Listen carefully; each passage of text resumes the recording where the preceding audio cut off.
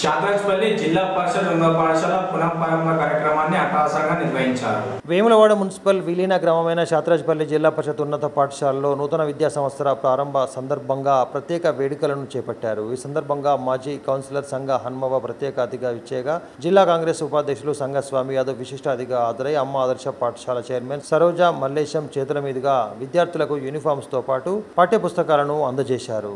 కార్యక్రమంలో పాఠశాల సీనియర్ ఉపాధ్యాయులు సదయ్యతో పాటు ఉపాధ్యాయులు మాధవి, కిరణ్ కుమార్, సత్యనారాయణ, మల్లేష్, శ్రీనివాస్ తదితరులు హాజరయ్యారు. విద్యార్థులకు ప్రభుత్వ స్కూల్లో చదువుకునే విద్యార్థులకు మొదటి రోజే ఈ బుక్కులు కానీ స్కూల్ యూనిఫామ్ పంపిణీ చేయడం నిజంగా ఇది గర్వించదగ్గ విషయం. గతంలో మేము చదువుకున్నప్పుడు కూడా ప్రభుత్వం ద్వారా పాఠ్యపుస్తకాలు కానీ నోట్బుక్లు కూడా ఇవ్వనప్పటికీ మధ్యలో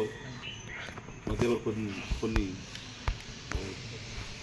10 సంవత్సరాల క్రితం అట్లా పాఠ్యపుస్తకాలు నోట్బుక్లు ఇవ్వడం జరిగింది.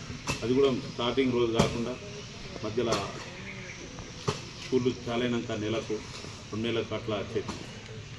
ఈరోజు ప్రభుత్వం మన ముఖ్యమంత్రి రేవంత్ రెడ్డి గారు ప్రతిష్టాత్మకంగా ప్రభుత్వ స్కూళ్ళలో చదువుకున్న పిల్లలకు ఈరోజు ఇవ్వడం చాలా గర్వకారణమని తెలియజేస్తూ, అదేవిధంగా మన జిల్లాకు 2 స్కూళ్ళు రావడం జరిగినాయి.